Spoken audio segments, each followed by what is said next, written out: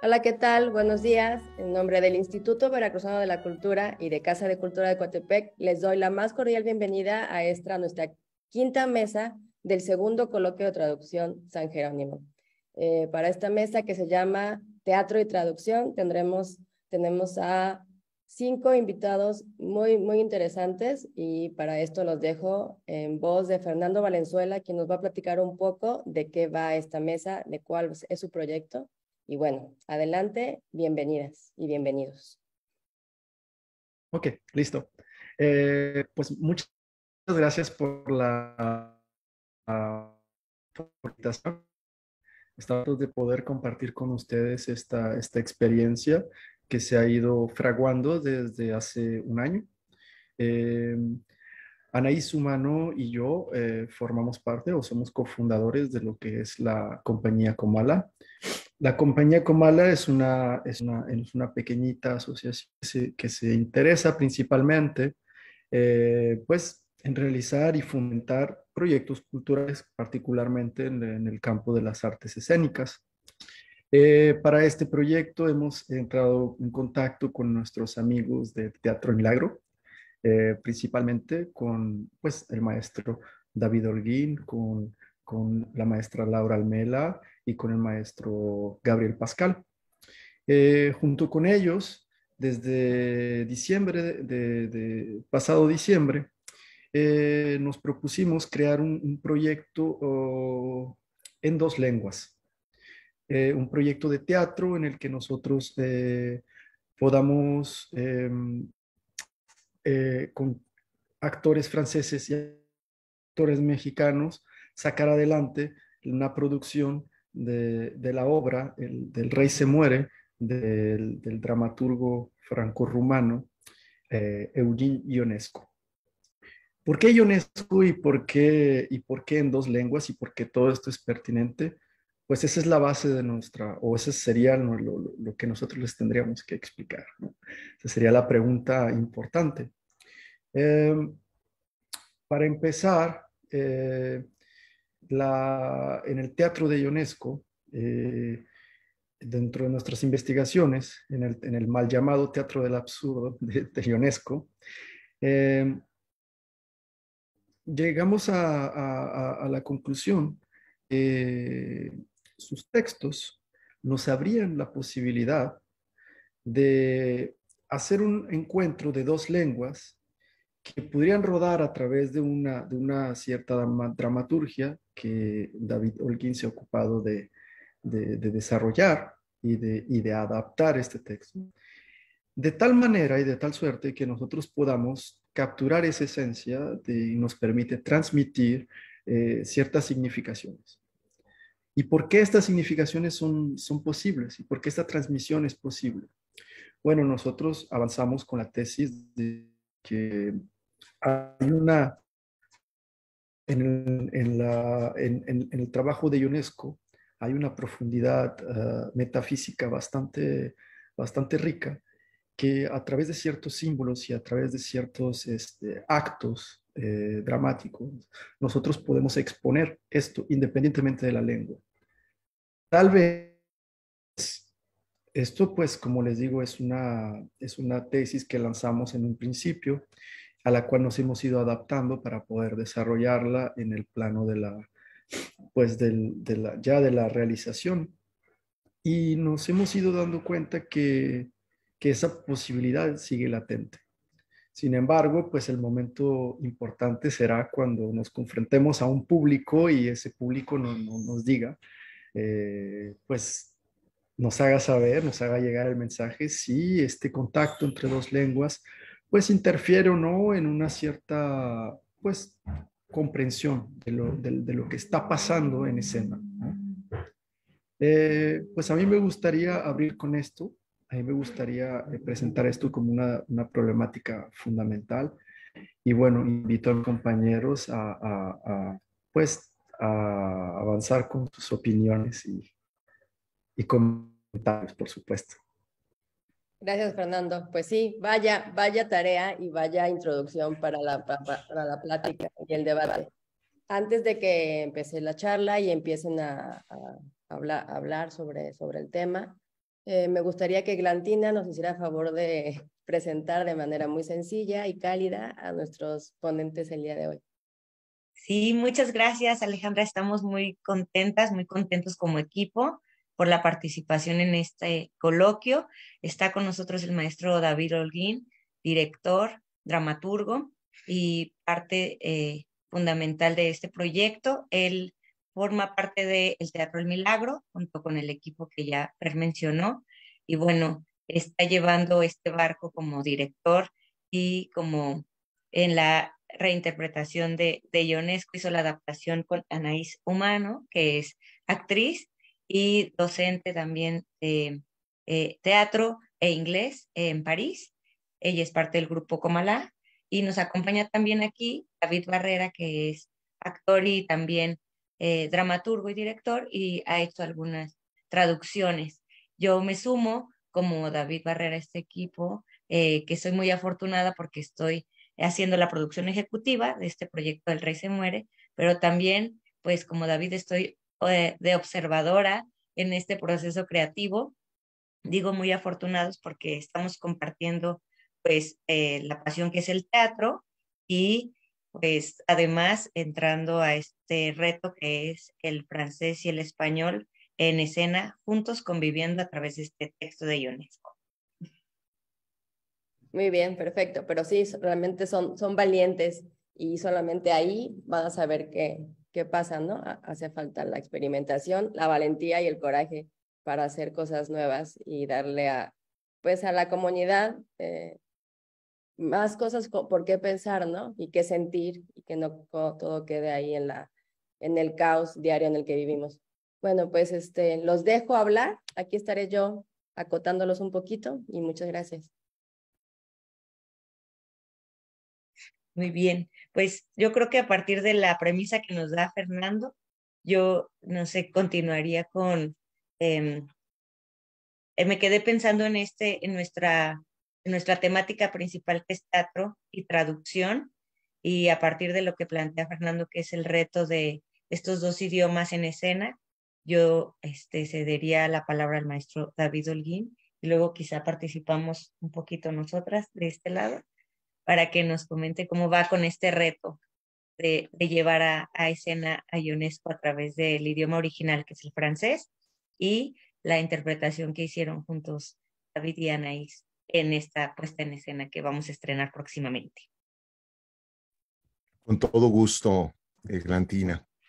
Bueno, lo primero que quisiera mencionar, así como Eglantina lo puso en el contexto en el que estamos conversando, que es un coloquio sobre traducción, que la traducción escénica siempre implica una enorme cantidad de problemas que parten inclusive de la nomenclatura. Es decir, nos hallamos en la actualidad para tratar de nombrar ese fenómeno donde aparece el texto original, luego una traducción, y en cuanto roza con la escena, aparecen los conceptos de adaptación, versión, versión libérrima, adaptación basada en una idea a partir de, y todos los mecanismos que pueden rondar ya inclusive el plagio, y de pronto la evasión de los derechos de autor, los derechos de traducción y muchas prácticas que resultan de pronto libérrimas en el momento en que se pone en contacto el texto literario, vamos a ponerlo, o dramático, y la escena.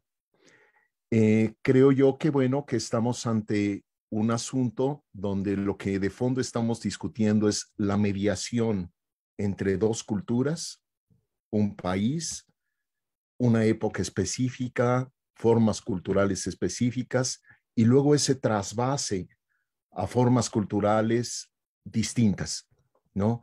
Y se puede ser en medio de eso mediador, que creo que es el rol de los traductores, que a fin de cuentas inevitablemente hacen una adaptación. Y número dos, una creación muy específica para una puesta en escena. Es la discusión que tenemos en desde el siglo XX, a propósito de la diferencia entre dramaturgia y teatro. creo que aquí nosotros estamos partiendo de que pensamos nuestro proyecto en función de un hecho teatral. Número uno, el encuentro de dos compañías, de dos culturas diferentes, a partir de Ionesco, que es quien nos convoca. Y de entrada estaba la imposición, bueno, no imposición, sino una razón de ser del proyecto, donde lo que queríamos es que fuera adaptado para dos actores, una actriz y un actor francés, y exactamente la misma dotación, digamos, como en una orquesta, en el caso mexicano. Solamente 4 actores. Y uno diría, y está la primera gran traición a Ionesco, nos lo preguntaríamos, es decir, un autor que escribió su texto para más personajes, a fin de cuentas, en escena. Y luego, número 2, esto que he marcado muy bien, Fernando, como el encuentro de dos idiomas, que pudiera parecer de pronto caprichoso. Ese era, digamos, el gran reto a propósito de la adaptación. Es decir, Fernando usa esta expresión, es bajar el balón correctamente sobre un reto que era ese encuentro cultural. ¿Qué implica a fin de cuentas? Y bueno, en este proceso a que hemos llegado.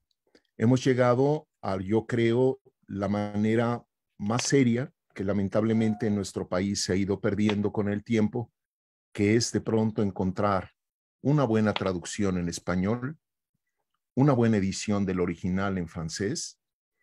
En nuestro caso recurrimos a la traducción al español de María Martínez Sierra, de origen, digamos, y diría yo eso es una traducción literaria. No opera para la escena.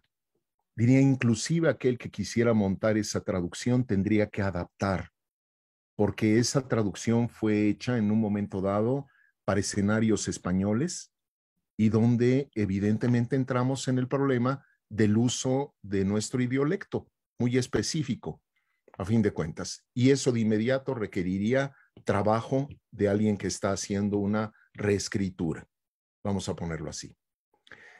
Y luego entramos con una conocedora profunda de Ionesco, que es Anaís Humano. Anaís Humano, digamos, ha escrito su tesis y demás, trabajando sobre ese llamado teatro del absurdo, lo ha ubicado en otro territorio a Ionesco, digamos, haciendo una revisión de todas las ideas que le dieron nombre al teatro del absurdo, Martin Esslin, etcétera, etcétera.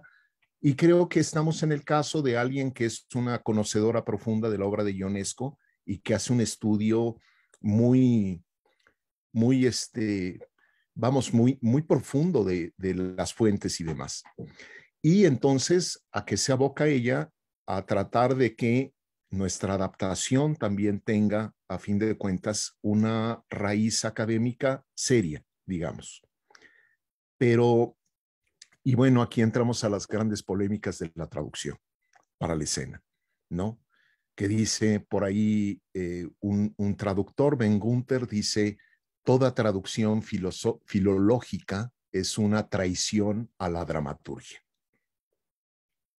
Y bueno, ¿por qué? ¿Por qué esta idea de que es una traición a la dramaturgia? Porque habría que distinguir finalmente entre la obra dramática, que ahí está y nos sobrevivirá a nosotros, El Rey se muere, la visitarán otras compañías, volveremos a discutir con Ionesco en el tiempo, porque es uno de los grandes autores de todos los tiempos, a fin de cuentas, y quizá su obra cumbre en muchos sentidos es El Rey se muere, y sobrevivirá a pesar de su angustia por la muerte, ¿no? Y entonces, ¿qué aparece? Pues una idea de puesta en escena.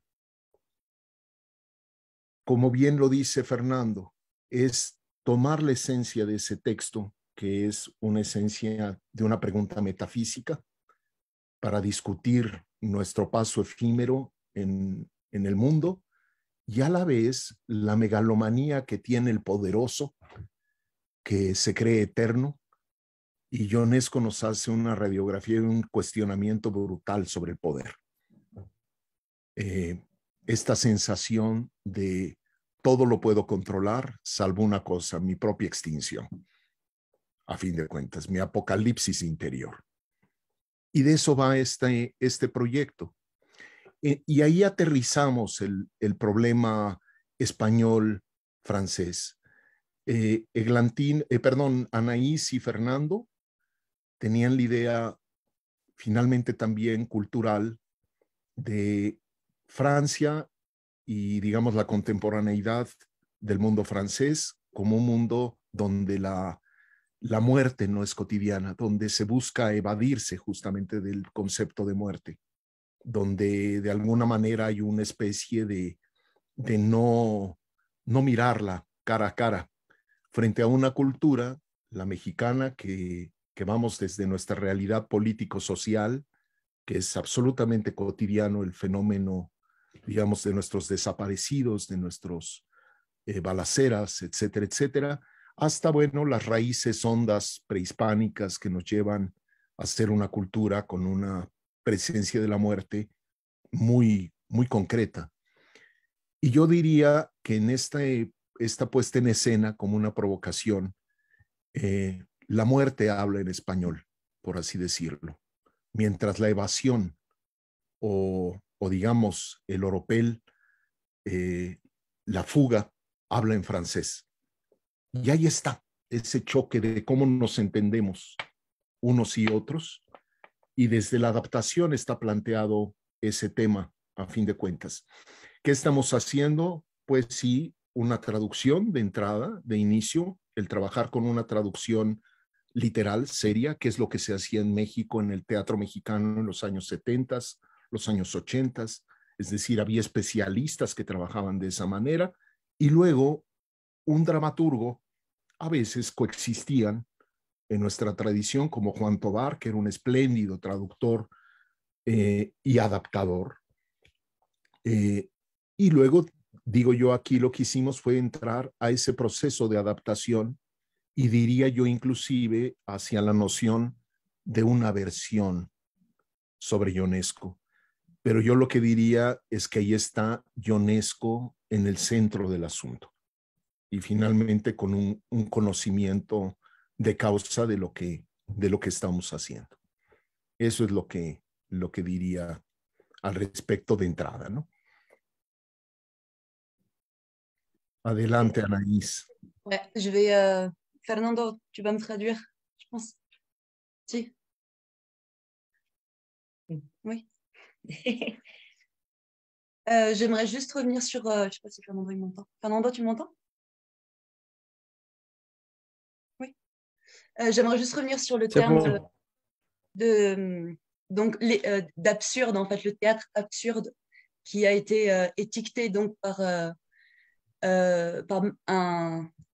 un critique anglais qui s'appelle Martin Esslin dans les années 60 et qui a en fait catégorisé plusieurs dramaturges comme Ionesco, Beckett, Adamov, et les a regroupés dans cette catégorie de l'absurde. Et Oui, doucement. Gustaría de volver a remarcar. A mí me gustaría revenir sobre el asunto del concepto de absurdo, del teatro del absurdo, que estuvo, bueno, que fue elaborado por en los años 60 y que reagrupaba de dramaturgos donde Ionesco, Beckett, Adamov y otros.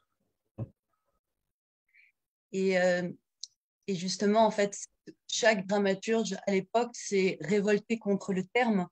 Et par exemple, Ionesco, il a dit non, et Beckett aussi, on dit non, notre théâtre n'est pas absurde.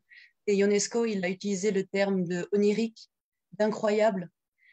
Et en fait, ça les a enfermés et un peu réduits, en fait, je trouve, leur théâtre. Et quand on lit justement l'œuvre de Ionesco, c'est tellement plus que ça, en fait, ça va au-delà de l'absurde. Et voilà. Et je voulais juste dire aussi que... Non, vas-y, Fernando. Oui, merci. cuando Esslin propone este término, la mayoría de los dramaturgos que entraban dentro de esta categoría hicieron una revuelta contra el término, entre ellos Ionesco.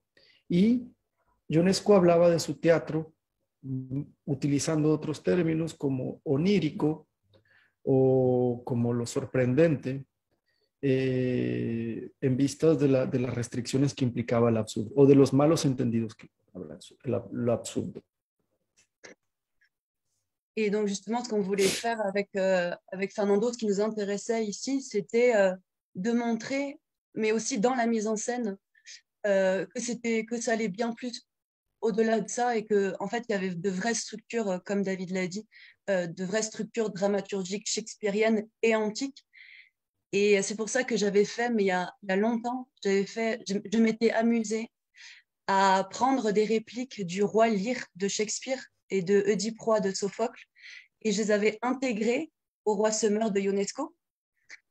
Et j'avais fait une sorte de collage, et je l'avais fait lire à des personnes, et je leur avais demandé est-ce que vous aimez bien le texte de Ionesco, donc du roi Summer. Et en fait, ils n'avaient même pas remarqué qu'il y avait des répliques de Shakespeare et qu'il y avait des répliques de Sophocle. Parce qu'en fait, il y a vraiment un écho. Et voilà, c'est ça qu'on voulait aussi montrer dans la performance, quoi. Bueno, en un principio, Anaís y Fernando, o sea yo, comenzamos por hacer este proyecto pensando en la posibilidad de encontrar esas estructuras shakespearianas o antiguas que se encuentran en la raíz de Ionesco. Para esto, Anaís se ocupó de hacer un collage de réplicas, integrar al texto de El Rey se muere, algunas réplicas del texto del Rey Lear de Shakespeare y de Edipo Rey. Y ella, algunos amigos actores nuestros, sirvieron de conejillos de Indias, ellos lo leyeron y cuando les preguntamos ¿qué les pareció Ionesco? Pues muy bien, pero nadie reconoció de primera instancia, por supuesto, que se trataba de un collage con réplicas de Shakespeare y del Rey Lear y de Edipo Rey. Entonces, esto nos pone en esa investigación de carácter, pues, metafísico, ¿no? Bien profundo. Y creo que también estaba esto dentro de las intenciones de Ionesco, ¿no? Yo creo que esto hacía parte de nunca dicho de esa manera. La persona que lo planteó desde esta perspectiva un tanto más filosófica fue su hija, Marie-France. Ella se ocupó un poco de hacer estas investigaciones. Ana. Ouais. Bon, voilà, c'est tout. Ok. Bueno, la última partecita de lo que acabamos de decir es algo que yo agrego, traicionando mi traducción, Anaís. Bueno, porque bueno, es algo que recuerdo y que estuvimos trabajando juntos en eso.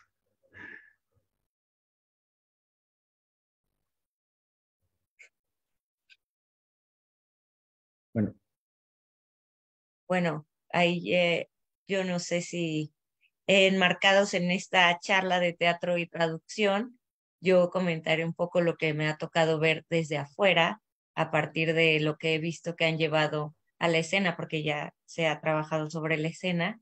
Y justo creo que ahí el trabajo del actor o la actriz que están haciendo en este elenco, pues forma parte de la reinterpretación. Si bien están tratando de tener este diálogo entre el francés y el español a través de un texto que desmenuzaron ya previamente en el trabajo de mesa, entra ahora como en un tercer, cuarto proceso donde ya el elenco, las actrices, pues de alguna manera estos puntos y comas y estas emociones, sentimientos, pensamientos de los personajes, pues se van a traducir a la escena. Y eso era lo que me parecía también muy interesante de esta charla, cómo después de tratar de ser fieles a un autor y a lo que quiso decir en su texto, se reinterpreta a través del cuerpo y de la percepción que cada actor o actriz le quiere dar. Y en ese sentido siento que es un reto muy grande, porque acá esperamos que las personas que vean la obra entiendan lo que está sintiendo el rey, lo que está sintiendo la reina, cómo visualiza su muerte o cómo se aferra a la vida. Y, y eso entre líneas y entre las relaciones de los actores y de las actrices, cómo cada una va poniendo su interpretación sin puntos y comas en el texto, más bien en esta interpretación de las emociones y el gesto. Es algo que me quedé pensando a través de la temática de esta charla, pero no sé si me viaja. No, no te viajaste, ¿no? Sí, sí, seguramente debe de ser un viaje. Ya la quiero ir a ver, la verdad, voy a ir a México para verla. Se me antoja muchísimo. A mí la muerte, y bueno, estoy aquí porque también estoy escuchando y me gusta participar siempre, y para no estar ahí nada más como boyerista.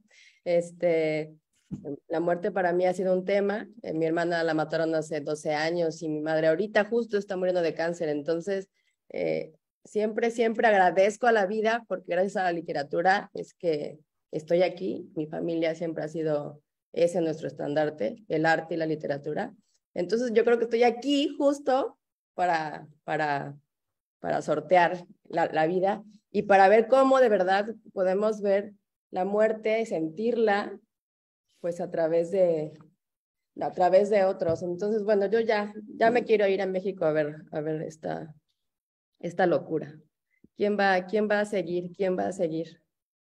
Yo quisiera, antes de continuar, porque ya se han tocado bastantes temas, o sea, a partir de o sea, es lo impresionante, ¿no? Con Ionesco, cómo a partir de un texto pensado para la escena de esta obra, El Rey se muere, se pueden ver tantas temáticas y, bueno, el ejercicio de la traducción está. Creo que me gustaría empezar por mencionar que cuando yo llegué al proyecto y primero, curiosamente, antes de ver uno de los ensayos, una de estas trabajos de mesa, me llegó antes el texto.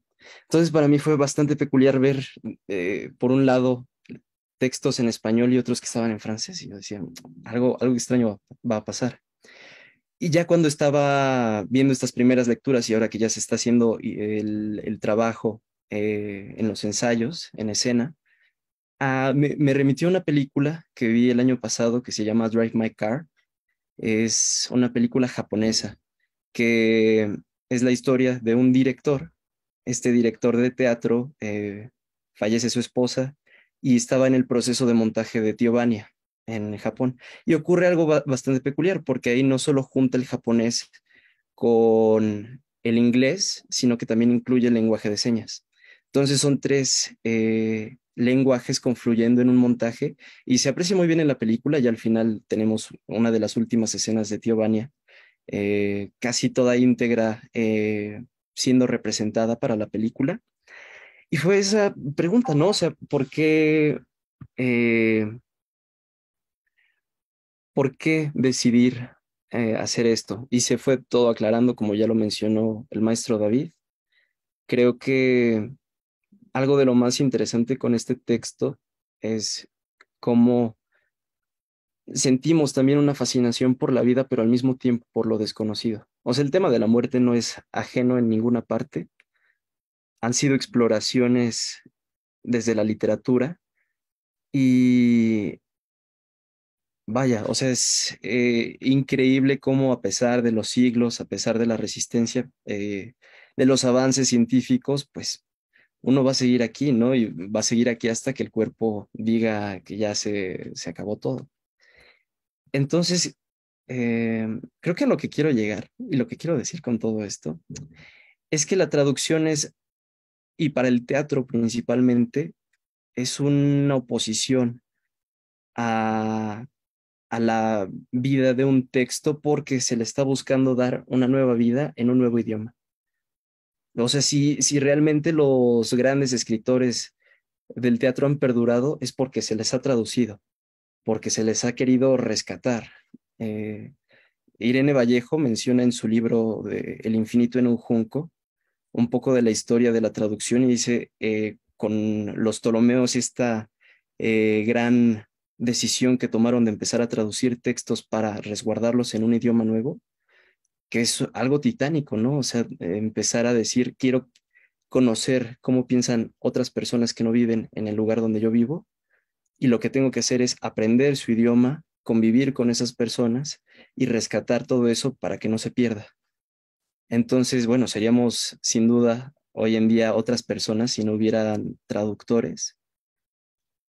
Aunque por el otro lado, creo que quien traduce teatro y específicamente quien traduce para la escena, pues está consciente de lo efímero, ¿no? De que la vida dura lo que un pestañeo, lo que dura enamorarse, que es muy breve, y que eso mismo va a pasar con su traducción, porque llegará un momento en el que esa traducción, venido de otro contexto, va a ser ya anacrónica, es decir, ya va a pasar a ser parte de la historia y se tendrá que hacer una nueva traducción. Entonces, al menos en el caso del teatro, creo que las traducciones se tienen que estar refrescando para, pues sí, para darles vida en escena, que es como lo que se está planteando con este montaje. Y pues nada, por el momento sería todo, pero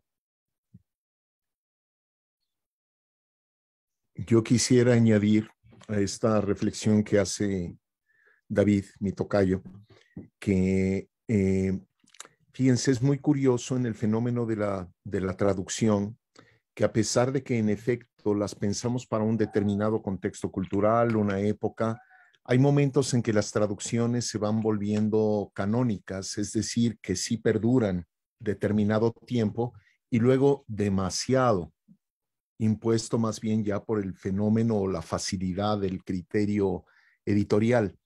Pensaba yo en esta traducción de Fernández de Moratín de Hamlet, que durante siglos, bueno, ya estamos hablando de un par de siglos, se volvió la canónica y todavía muy editada, y los chicos de la preparatoria leen a Hamlet a través de esa traducción. Y entonces, por ejemplo, palabra clave en ese texto shakespeariano, que sería la palabra melancolía, no deja de ser ya decimonónica. Y Fernández de Moratín, 18escamente, la traduce como finalmente morriña. Que hoy día, ¿quién diablos entiende quién dice tengo morriña? ¿No? Y entonces, cuando aparece la traducción de Tomás Segovia, es interesantísimo cómo él traduce ya en un contexto donde estamos mucho más familiarizados con la palabra angustia, es decir, una palabra existencialista, nos lleva de morriña a angustia. Y claro, entonces uno dice, el drama de Hamlet se vuelve a través de esa palabra, de un simple cambio de palabra, finalmente conecta mucho mejor con una época, con un contexto, con un imaginario cultural de todo un tiempo. Y bueno, en medio de esto, yo quisiera destacar también, porque Anaís revisaba acuciosamente, ¿no? La adaptación, que yo de manera a veces mucho más libre, pensando ya en función de la escena, de la puesta en escena también. Anaís, que aunque nos ha hablado en francés, es casi bilingüe, al menos literariamente hablando, ¿no?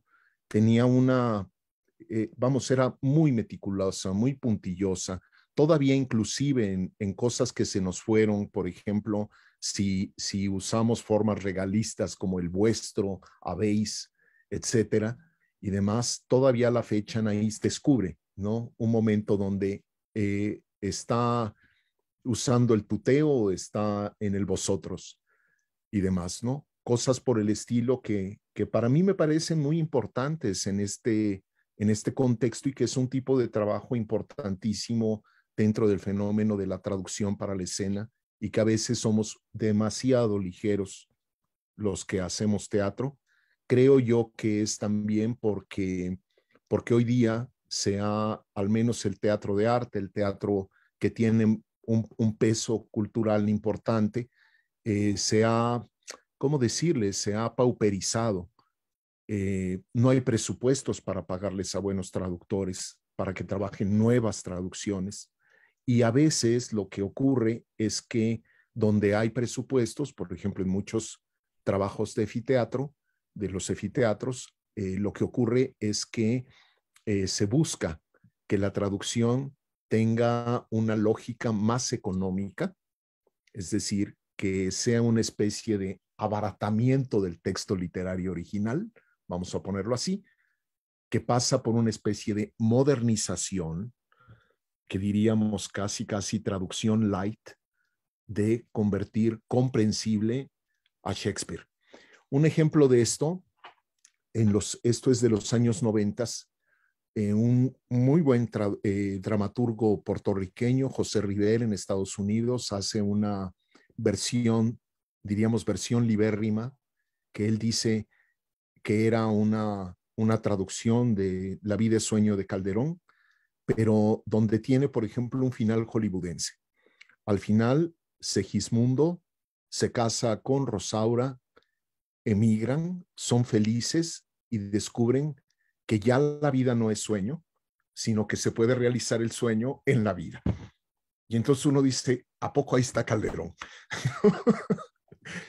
Pero bueno, en ese sentido lo que diría en esta aventura del rey se muere, tú decías, Alejandra, ese tema, pues la muerte que es algo pues terrible, dolorosísimo, pero a la vez Ionesco es tremendamente, en medio de su angustia existencial, tremendamente humorístico, tremendamente dolorosamente risible el tema también, ¿no? Y lo que yo le veo también a este texto es que él hace una reflexión donde va, digamos, cada uno de nosotros somos rey de nuestro territorio, nuestro imperio siendo nuestro cuerpo, las fronteras de nuestra carne, finalmente, ¿no?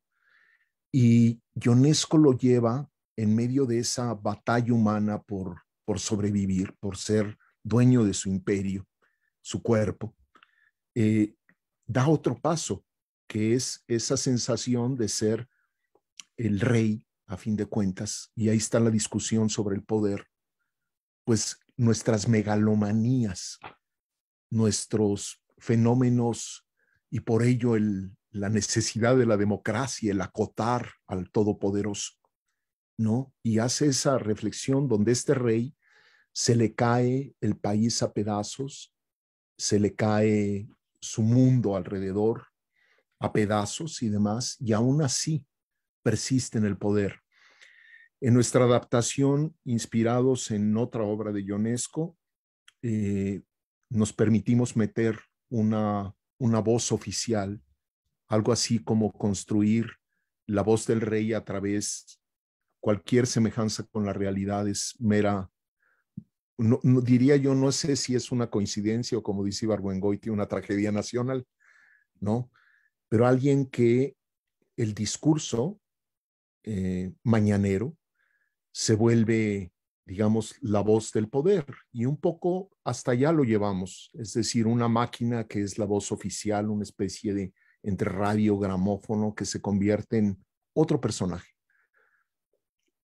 No está del todo, pero sí en El Rey se muere, pero ahí estamos haciendo, digamos, una especie de recuperación de otros textos de Ionesco donde explora esa posibilidad. El maestro, por ejemplo, ¿no?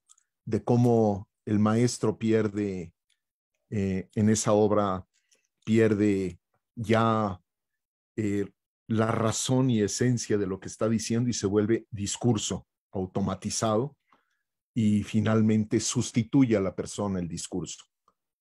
Un poco algo que vivimos mucho en la política contemporánea, donde una cosa son los hechos, otra cosa es la verdad, y luego están esas llamadas hoy día posverdades, pero entonces pues, no es la verdad si es una posverdad.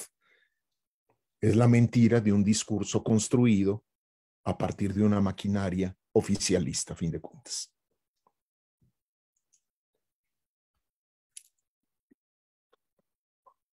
Bueno, yo creo que es así casi sin palabras. Sí, lo bueno que iba a ser una charla ligera, que para todo, no, si todos lo podemos escuchar. Está súper interesante y yo no sé qué decir porque, bueno, porque no tengo nada que decir y mejor diga Eglantina o que Fernando se va y viene. A mí me gustaría escuchar a Fernando. Pero tenemos como un poco de mala señal con Fernando, como que a veces se corta. Sí, no, de hecho, disculpa, lo que hago es quitar mi cámara para que no se corte tanto. Pero bueno, dando un poco seguimiento a lo que mencionaba David, eh, ¿sí me escuchan? Sí, perdón, ok. Sí, Sí, sí. de hecho, creo que sí es mejor Eh, sin tu cámara. Se corta menos y al- escuchamos mejor el discurso. Fer. ok. Serás una Eh, voz que bueno, nos ha leteridad. lo que pasa es que algo que conecta y que es importante mencionar es que con Ionescu, en el texto original, eh, hay otros dos personajes más que tuvimos que hacer una especie de síntesis, ¿no? No los eliminamos, esos personajes. Esos personajes están ahí en síntesis, integrados en otros personajes. ¿Por qué era importante no simplemente deshacernos de esos personajes? Porque cada uno jugaba una parte sustancial y tenían o eran la voz que representaba de alguna manera a ciertos aspectos imprescindibles en este vaivén de la problemática que tiene que ver con la detención del poder, ¿no? Eh, tenemos, bueno, pues en un contexto monárquico, pues tenemos al pueblo que se manifiesta, tienes a los militares que se manifiestan, tienes al rey, la monarquía, y al séquito del rey, donde, bueno, hay una especie ahí de personaje que es el médico que tiene y que asume varias funciones, ¿no? Tanto que médico, verdugo y astrólogo de la corte, ¿no? Entonces, algo que me parecía bastante interesante era pues ver cómo íbamos a poder pues sintetizar esas figuras que eran imprescindibles, ¿no? Bueno, pues en nosotros, bueno, la idea de David fue construir un aparato, ¿no? Que guardaba el discurso y que guardaba pues en esencia a esos personajes, ¿no? Algunas veces sonando como la sirvienta, alguna vez sonando como guardia, o algunas veces sonando como otra cosa, incluso ya en síntesis, como un metonaje que, ¿verdad? Esperamos que en la realización de la obra, pues, cobre vida propia. Este como lo que decía, pues, atinadamente, pienso yo, estamos obligados, o sea, en el teatro estamos obligados a continuar con las traducciones. Estamos de alguna manera pues, atados a este ejercicio constante de reconstruir un texto dramático a partir de nuevas interpretaciones y que está expuesto siempre a este fenómeno, que algo en esencia. Es como si algunas de sus partes elementales sufrieran una especie de mutación. Y eso, bueno, pues eso como fenómeno, bueno, eso como herramienta para nosotros ha sido bastante interesante porque nos ha permitido avanzar en esto de trabajar en dos idiomas. Y la verdad es que me quedaría corto cuando digo dos culturas, porque no nada más mexicana de la muerte o la visión de gala de la muerte, sino también nos topamos también con aspectos de la cultura rumana, de la cual, pues, eh, Ionesco la hace presente, ¿no? Y por eso es que nuestro reparto está dividido tanto, bueno, en los actores franceses y mexicanos, pero hay un simbolismo rumano en torno al fenómeno de la muerte que también se encuentra presente, ¿no? Y todo esto, ¿no?, nos ha permitido enriquecer las formas y los relieves de la adaptación que está realizada. Todos estos elementos pues participan al unísono para que nosotros podamos pues surfear la ola de la mise en scène, de la realización. Bueno, nos ha costado un montón de trabajo, sobre todo la puede trabajarlo en grupo, estas reuniones en Zoom, esta petición, perdón, en Zoom, ha sido bastante complicado, pero bueno, queremos todo el mundo y queremos mostrar este trabajo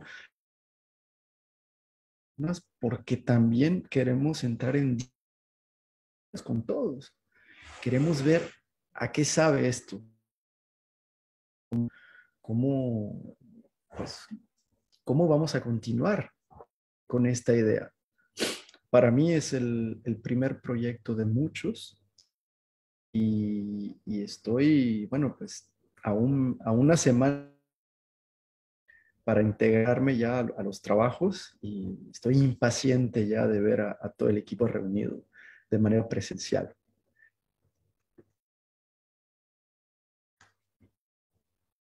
Je vais juste ajouter quelque chose par rapport à la traduction que j'ai faite donc, quand David m'a envoyé son adaptation. J'ai travaillé avec donc le texte en espagnol et le texte français. Et aussi, j'ai dû traduire des ajouts de David, donc que j'ai fait chez moi quand j'étais à Paris. Et donc, David donc, a adapté un peu au contexte mexicain. Et donc, j'ai traduit. Et en fait, je me suis rendu compte que quand je suis arrivée ici, à Mexico, pendant les répétitions, donc quand j'étais en face de Laura, de l'actrice, je me suis rendu compte qu'en fait, que ma traduction n'était pas adaptée. Et j'ai dû modifier quelques petites choses parce que c'est pendant les répétitions que je me suis rendu compte qu'il y avait des choses qui étaient trop basses. Je parle surtout des insultes, Fernando. Et donc, et c'est ça c'est intéressant. Pour moi, il y a eu aussi une traduction avec le corps, donc qui se passe en ce moment en fait, pendant les répétitions. Que je dois m'adapter donc voilà, à cet esprit mexicain. Et c'est pour ça que pour moi, c'est important. Et je sais que pour Denis Lavant aussi, c'est très important de passer du temps dans la ville, de passer du temps hors du théâtre et de s'imprégner en fait de qu'est-ce qui se passe ici, de la culture, quoi. Bueno, de antemano me parece súper interesante lo que dice Anaís. Ella me dice que como traductora, primero trabajó el texto original de Ionesco, después la adaptación, trabajó sobre la adaptación que propuso David.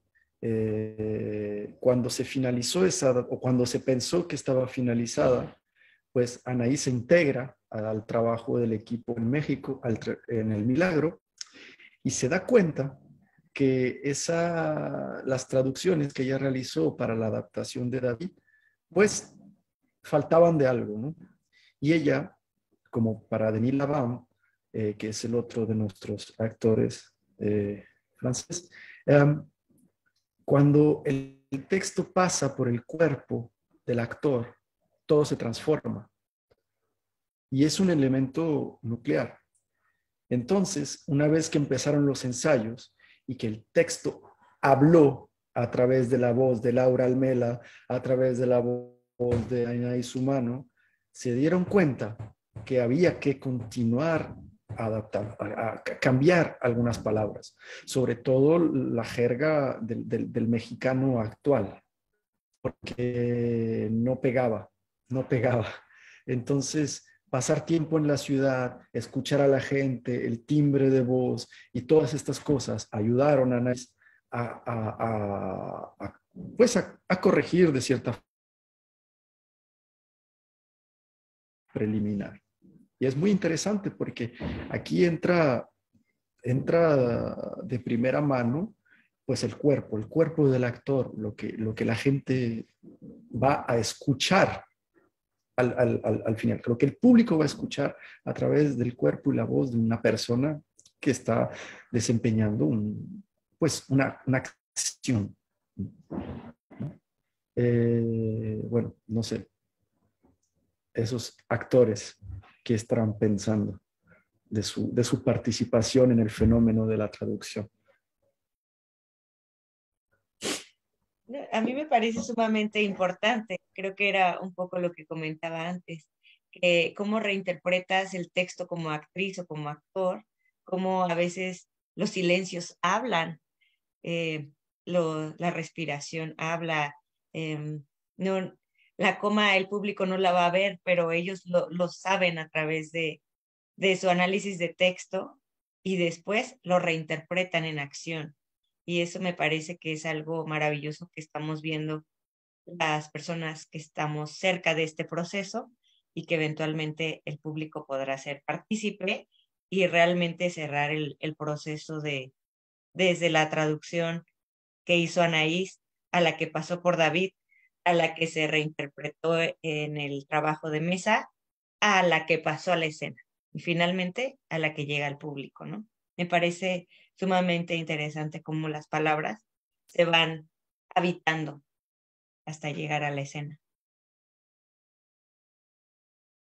Y con esto que menciona Anaís, sí, o sea, creo que queda constatado que la traducción, al igual que el teatro, es un ejercicio vivo, que se va nutriendo a partir de la experiencia, en el caso de ella, del estar en México, en el país donde se va a representar, escuchando, que eso es también algo interesantísimo, ¿no? O sea, una de las preguntas que a mí pues, me encantará realizarle a distintas personas que vayan a ver el espectáculo es no tanto que entendieron o en dónde está su nivel de francés, ¿no? Para comprender lo que se dice, sino qué le pasa al cuerpo a partir de ver y de escuchar un cuerpo diferente, que viene de un contexto diferente y de escuchar una fonética curiosísima, pero enormemente rica. O sea, ¿qué le pasa al cuerpo y cómo se va afectando? Y cómo hay cosas que, digo, no entendí desde acá, pero no sé por qué en un momento mi cuerpo está hacia adelante viendo el espectáculo, o en otro momento me preocupo por algo que está diciendo o por la intensidad con la que está siendo dicho. Es decir, este tránsito, esta otra traducción que ocurre del texto a la escena, va a ser algo bastante peculiar que pues vamos a estar viendo sobre todo pues en los espectadores, ¿no? En toda la gente que nos vaya a ver. Podríamos seguir todo el día, pero el tiempo se nos está agotando. Tendremos que ir aquellos que podamos a verla. Yo soy monolingüe, entonces voy a poder decir mucho a partir de mi experiencia. Soy monolingüe, pero ultra sensible, allá, una mujer muy sensible. Entonces, sí quiero ir a verla. No sé qué quieran decir. Por último, para dejarnos aún más intrigados y angustiados también, ¿eh? Yo estoy angustiada por saber cómo va a ser esta puesta en escena. Pues si a mí me permitieran decir algo, sería que es una obra a la que no le pusimos muletas para el público. Es una obra que está pensada para sentirse. El entendimiento queda en un segundo plano, claro, está ahí, pero es una manera distinta de interpretar aquello que Ionesco tenía en mente con su teatro. Era un teatro de las emociones, era un teatro donde se buscaba ver una realidad con minúsculas y una realidad con mayúsculas, y donde la realidad con mayúsculas no tenía nada que ver con lo que estamos viendo. Había una forma onírica de ver el mundo y lo que realmente es el mundo, y de sentir eso que había en el mundo. Era un nivel muy básico de sensación. Y como ejemplo de eso, pues yo los invitaría a que vean investiguen un poquito sobre esta faceta de la pintura de Ionesco. Y esto podría muy bien retratar eso que tal vez estoy intentando decir. No para todas las obras de Ionesco o leer todos los artículos sobre su vida y su obra, sino una buena lectura a este nivel de sensación y de emociones a los que queremos llegar. Y si nos reducimos a esto, pues bueno, todos los elementos o todo otro elemento sería pues un accesorio, ¿no?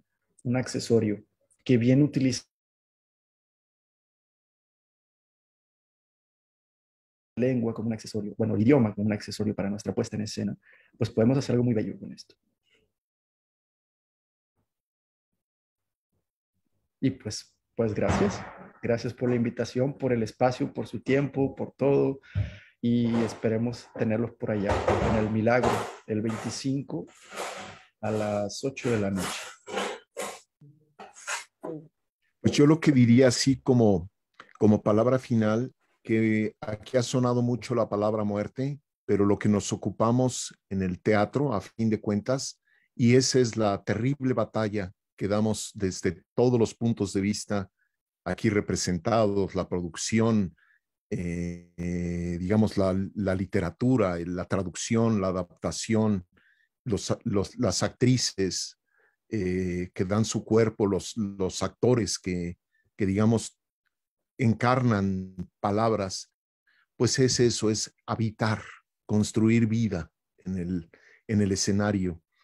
Creo que lo que vemos, a fin de cuentas, o esa es la misión, es como el rey encarnado, que será encarnado por este icónico actor del cine francés, Denis Lavant, el rey, a fin de cuentas, vive una agonía donde, desde nuestro punto de vista, su tono, a fin de cuentas, es trágico, rodeado de algo que es materia muy hispana, muy mexicana, esta percepción de pronto mencionaba Calderón, la vida es sueño, pero también que uno haya desde los poemas de Nezahualcóyotl, de esta sensación de que venimos a un lugar que es como un paisaje ilusorio y demás, hasta nuestra percepción de la Catrina y demás, donde conviven vivos y muertos, nuestros 2 de noviembre, que fuera del show hollywoodense, pues nos deja frente a ese gran tema de la memoria, gran tema de la coexistencia vida-muerte y el humor que hay de por medio, y que a nivel sensible, algo de lo que hay un momento en el texto donde le dice, siendo la actriz, en este caso Laura Almela, le dice a su compañero, le dice, hágaselo entender en chino, en francés, en el idioma que sea, ya le llegó su hora, le queda 1 hora y no sé cuántos segundos en el espectáculo y se apagará la luz. Hágaselo entender.